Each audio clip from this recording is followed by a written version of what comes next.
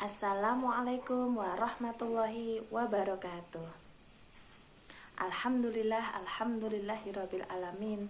Wassalatu wassalamu ala asrafil anbiya'i wal mursalin wa ala alihi washabihi ajmain. Amma ba'd. Ustadzah fillah yang dirahmati Allah, pertama-tama marilah kita panjatkan puji syukur kehadirat Allah, di mana sampai pada hari ini kita masih diberikan kesempatan, kenikmatan yang tidak dapat kita sebutkan satu persatu. Dan untuk itu marilah kita bersyukur kepada Allah dengan membaca hamdalah bersama-sama. Alhamdulillahirabbil alamin. Yang kedua, salawat serta salam marilah senantiasa kita sanjungkan kepada Nabi tauladan kita, Nabi Muhammad sallallahu alaihi wasallam, yang semoga di akhir nanti kita mendapatkan syafaatnya. Amin ya rabbal alamin. Ustadzah fillah yang dirahmati Allah, hari ini kita akan membahas tentang tips mengatasi anak malas belajar.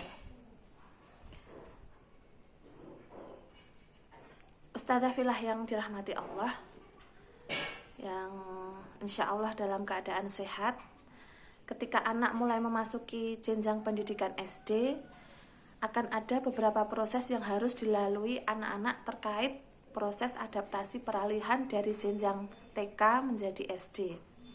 Dulu ketika di TK atau di PAUD, anak lebih banyak sering dibimbing oleh guru, didampingi belajarnya, kemudian banyak bermain, banyak nuansa bermainnya. Tetapi saat ini ketika sudah memasuki jenjang SD, suasana itu mulai berkurang. Nah, saat TK waktu belajarnya pun relatif singkat, dan sekarang mulai lebih lama. Selain itu, adaptasi dimulai dari tempat itu pun juga mengalami perubahan, seperti suasana kelas di dalam sekolah, kemudian pertemanan, kemudian guru-guru ataupun ustadzahnya pun harus adaptasi. Kemudian bagi sebagian anak, hal-hal tersebut dapat menjadi kendala awal anak saat memasuki jenjang pendidikan awal di SD kelas 1. Padahal kelas-kelas awal SD itu merupakan pijakan awal anak untuk dapat melalui jenjang kelas berikutnya dengan baik. Kemudian timbullah beberapa masalah, yang diantaranya adalah prestasi belajar anak rendah atau motivasi belajar menurun.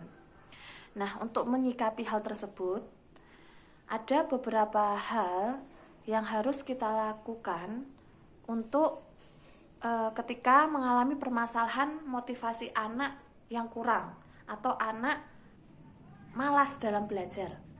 Yang pertama, yaitu mengetahui potensi kecerdasan anak sejak awal.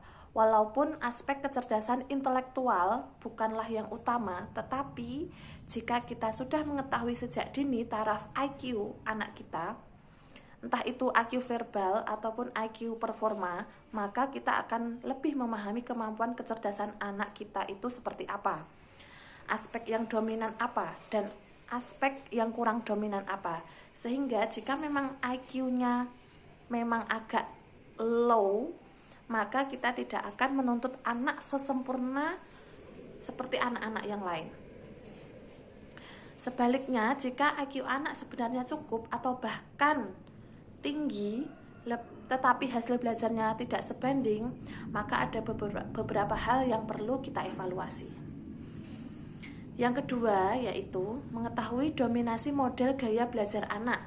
Apakah anak tipe auditori, yaitu dengan menggunakan pendengaran, atau model visual, yaitu dominan dengan melihat atau mengamati, ataukah mungkin dengan tipe kinestetik, yaitu dengan gerakan, atau bahkan mungkin ada yang tipenya yaitu ketiga-tiganya.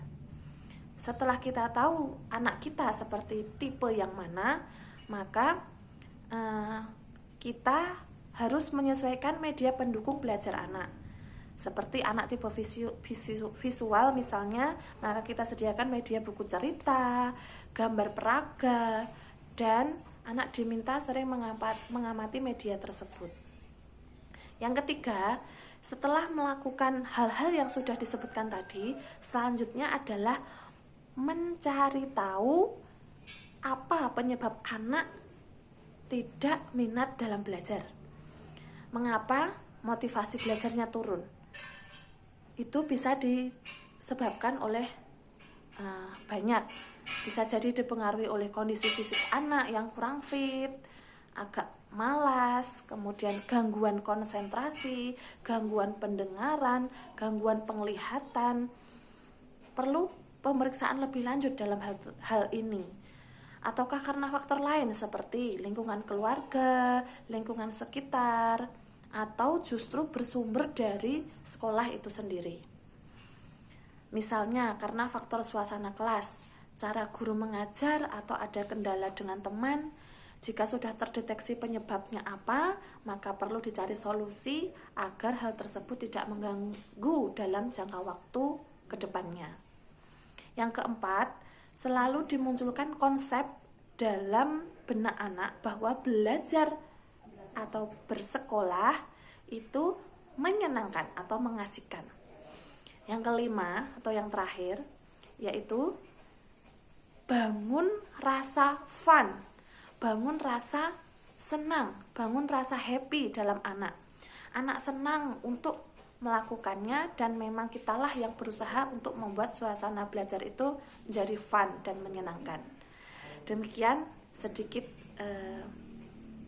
ilmu yang bisa saya share dalam pertemuan kali ini. Semoga bermanfaat. Apabila ada salah kata, saya mohon maaf yang sebesar-besarnya. Karena kesempurnaan hanya milik Allah Subhanahu wa taala. Billahi taufiq wal hidayah. Wassalamualaikum warahmatullahi wabarakatuh.